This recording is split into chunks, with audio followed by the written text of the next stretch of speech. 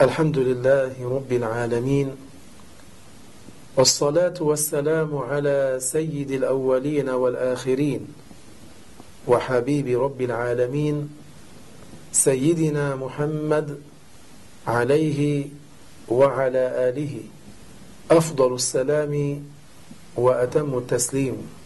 La louange est à Allah, le Seigneur des mondes.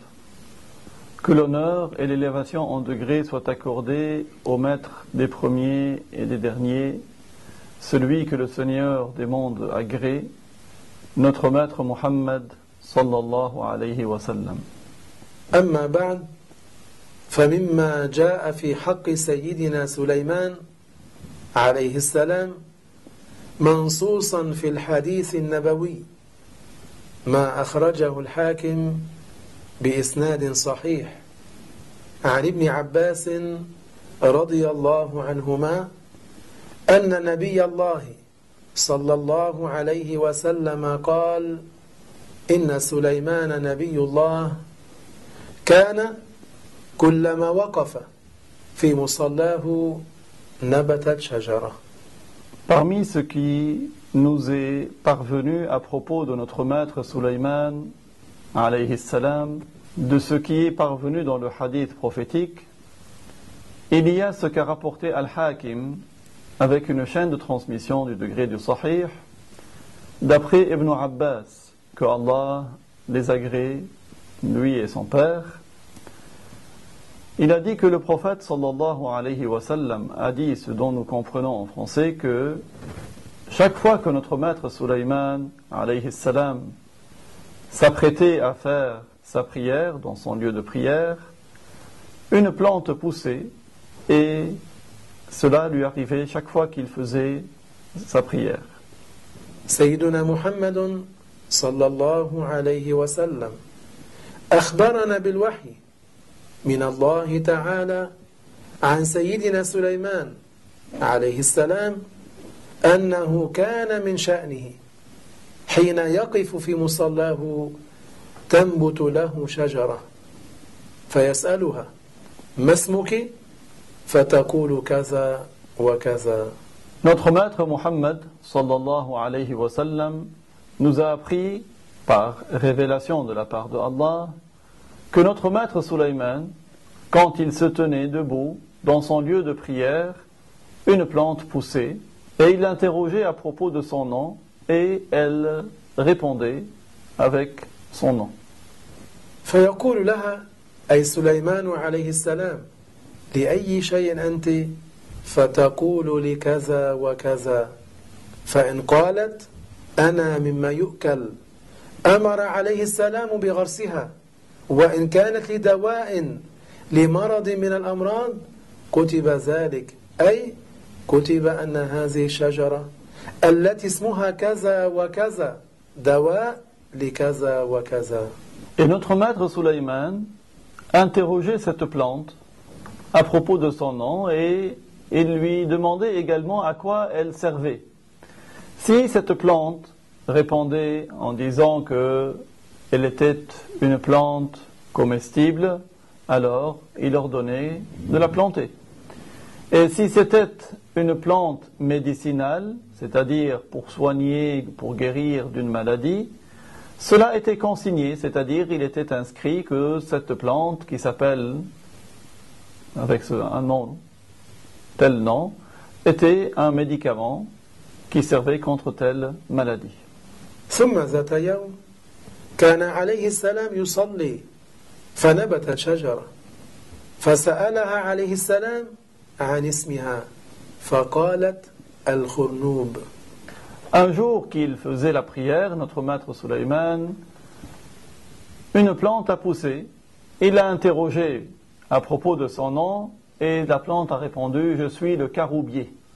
فقال عليه السلام لأي شيء أنت فقالت لخراب هذا البيت أي أني علامة على وفاة صاحب هذا البيت. Notre maître Sulayman a interrogé cette plante, le caroubier, à quoi il servait. Et le caroubier a répondu, je suis un signe pour la fin de cette maison, c'est-à-dire, je suis un signe que le propriétaire de cette maison va mourir. فسأل الله تعالى عليه السلام أن يعمي خبر موته على الجن أي أن لا تعرف الجن بموته عليه السلام. Notre maître Sulayman a demandé à Allah Ta'ala de voiler la nouvelle de sa mort aux djinns, c'est-à-dire que les djinns n'aient pas connaissance de sa mort. فاتكأ سليمان عليه السلام على عصاه وهو قائم فظل حولا كاملا فكانت الجن تعمل الأعمال الشاقة التي هو كلفهم بها. Un jour que notre maître Sulayman était appuyé sur son bâton, il mourut. Et il resta dans cette position pendant toute une année.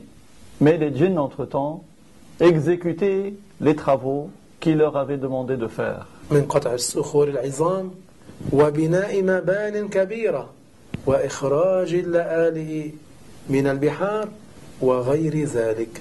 Ces djinns découpaient les gros rochers. Ils faisaient de grosses constructions. Ils construisaient des édifices élevés. Et ils faisaient sortir les perles des mers. Et d'autres tâches encore. لما كل ذلك لأن الشياطين كانوا مقهورون لسليمان عليه السلام. Pourquoi tout cela? Parce que les shaitans étaient asservis à notre maître Sulayman alayhi salam. الله تبارك وتعالى أعطاه سرا غلبهم فيه وجعلهم ينقادون لأمره ولم تعلم الجن أن سليمان عليه السلام قبض روحه فظلوا يشتغلون سنة وهم يظنون أن سليمان عليه السلام ما زال حيا. Allah tabaraka wa ta'ala a donné à notre maître Sulayman un secret par lequel il les a vaincus. Il a fait qu'ils obéissent à ses ordres. Les djinns n'avaient pas su que notre maître Sulayman était mort, que son âme lui a été retirée. Et ils étaient restés une année après sa mort à continuer à exécuter ces travaux difficiles en pensant que Sulayman était encore vivant. ثم هذه الحشرة التي تسمى الأرضة صارت تأكل من سأته أي عصاه فوقع سيدنا سليمان عليه السلام.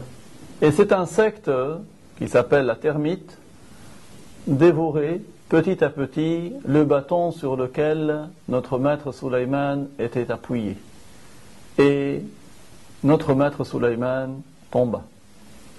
عندئذ علمت الجن أن سليمان عليه السلام قد مات وعلم البشر أن الجن لو كانوا يعلمون الغيب ما ظلوا حولا كاملا في العمل الشاق الذي كلفهم سليمان عليه السلام به. À ce moment-là, les djinns, sûrs que notre maître Sulayman était déjà mort, et les humains sûrs également que les djinns, si ils savaient les choses cachées, ils ne seraient pas restés toute une année à accomplir les tâches difficiles dont Sulayman les avait chargés. فخف اعتقاد البشر في الجن. كان هناك أناس قبل ذلك يعتقدون في الجن اعتقادا كبيرا أن الجن تعلم الغيب أي تعلم المستقبل وتعلم خفيات الأمور.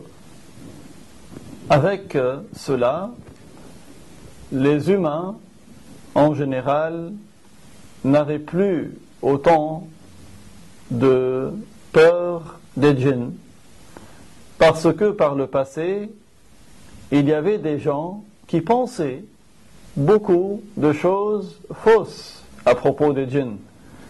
Certains pensaient que les djinns savaient toutes les choses cachées, c'est-à-dire les choses qui vont se produire dans le futur et également les choses qui étaient inconnues dans le présent ou dans le passé.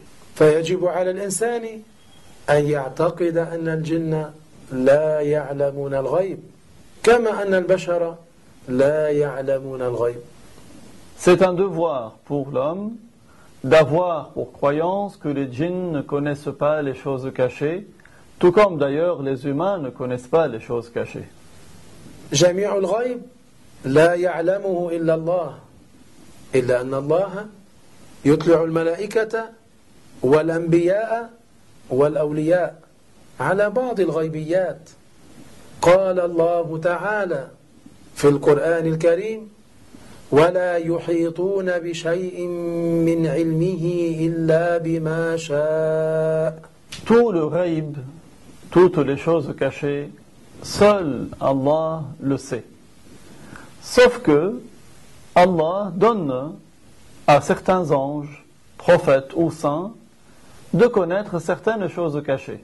Tout comme Allah nous l'apprend dans le Coran par sa parole, de laquelle nous comprenons, et ils ne connaissent de ce qu'il sait que ce qu'il a voulu qu'ils sachent.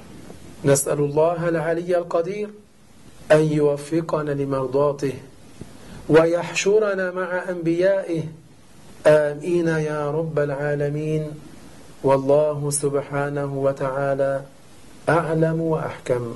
Nous demandons à Allah al-Ali al-Qadir de nous accorder la réussite pour gagner son agrément et de nous ressusciter et nous rassembler au jour du jugement avec ses prophètes. Nous demandons à ce que Allah nous exauce, lui, le Seigneur des mondes. Wa subhanallah walhamdulillahi rabbil alamin. الوارث الرشيد الصبور الذي ليس كمثله شيء وهو السميع البصير